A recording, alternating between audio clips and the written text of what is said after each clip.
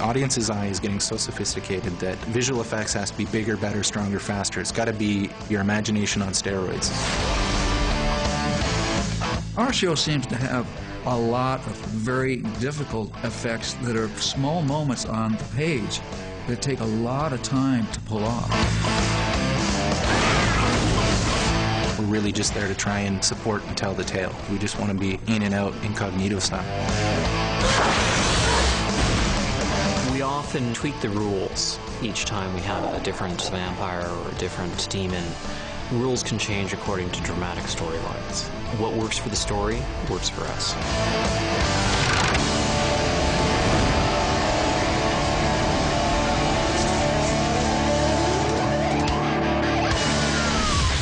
As far as the lore of visual effects, we sort of take our cues from the writers and Eric and their staff for how I design the shots. They've done an incredible amount of research, and once we get into post-production, I've got an idea of what their parameters are. The beginning of building a creature for our show starts in the writer's room.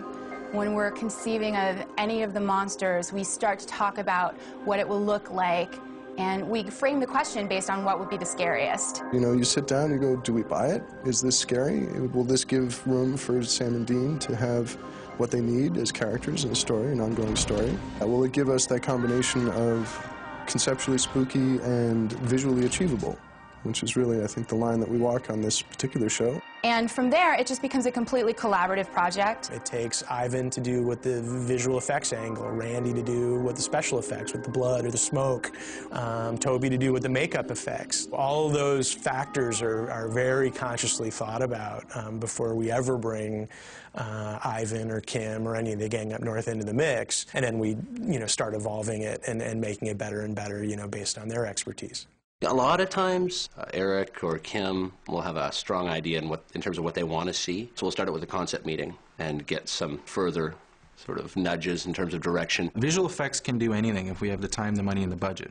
And in television, we typically don't have any of those sorts of things. So that's where we lean on our special effects guys and our special effects makeup guys. So visual effects and special effects are tied very closely together, and they're tied very closely together with special effects makeup with Toby over at Schminken Studios. There is a blurry line between makeup effects, visual effects, and special effects. The neat thing is there's a lot of gags or sequences on the show that will require all three. Neck appliances. We do a lot of slash throats. That's the seems to be the chosen method that the demons sort of kill the humans by. Generally, makeup effects is called in whenever there's an organic creation, something replicating skin or something living or once living. And then special effects is generally dealing with atmospheric. Also, they take care of a lot of blood rigs when there's not skin visible, like squib hits, explosion rigs. Say if we were going to explode something, for instance. What I do is I envision my concept of what this should be like. You have a squib in here, you have a blood pack, and then everything's housed into a package. And then we'll put it onto a jacket that's slightly scored out, and it'll be all taped in, and then supported with neoprene. We use a little bit of cherries to add to the consistency of the blood. And then we're going to strap this on his back. So when you see the shot, you won't see this. This will be hit by his shoulder. And then when we fire the squib will be in the foreground, and you'll see the spray on the wall as if there was an exit wound on the backside of his shoulder. And then these details are kind of hammered out with the director. I ask him, what do you want to see? How big do you want it to be? How gory does it have to be? How much blood can we do? Like, if we're going to do a bullet hit, where should it be? This one would be a heart shot. Yes, it's going to be right up in here someplace, and I, again, want a blood pump from you, Randy. I want to keep it going. Okay. So if I've got him laying, like, on his back, you could put a blood pump ball in his right hand, probably. When you say blood pump, do you want it just running? See it just gushing blood. Gushing up? Just blooming on his clothes. From my standpoint, by the time Toby and Lance have gone to the meetings, it's been pulled in, and it's usually already been set up by production as to what technically they want to see, and the designs have been done. And then we get to kind of push it as much as possible from a technical point by deciding how it's going to get built, what's the best way, or what new materials we can kind of push to make the things out of and try to make it better every time. Just trying to do something different, too. Try not to do the same thing you've seen 100 times before. You always want to give it that little tweak to kind of make it personalized, which Supernatural's done definitely in setting up its own look and its own presentation of the way things are. Because our little group of writers is kind of cloistered away in Burbank, California, and everybody else is up north in Vancouver, our dealings with everybody is usually by email and over the phone.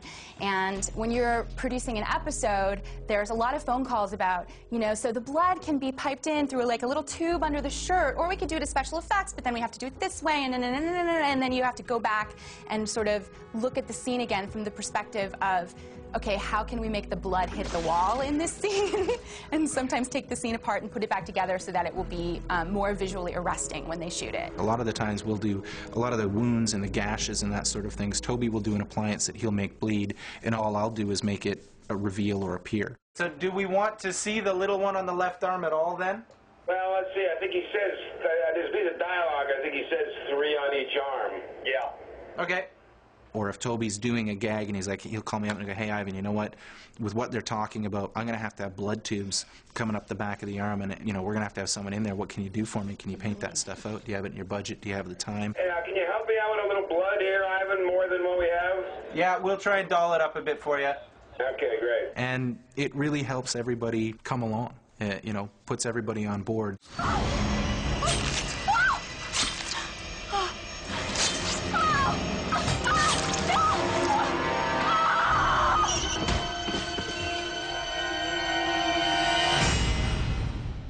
There's a lot of scenes and moments throughout the whole season where we'll call Ivan and we'll be like, hey, Ivan, something cool here, and he'll just figure it out. Typically when I get a script, the first thing I do is read through it with my highlighter and just highlight anything that could be a visual effects shot. And I mean anything. A lot of times in the script, sometimes they'll just say, in some cool TBD visual effect, and they just leave it up to us. And they, you know, I'll call them and say, are you thinking something more like this? What do you think about, you know, to try and get a feel for what the rules are, and we'll, you know, we'll come up with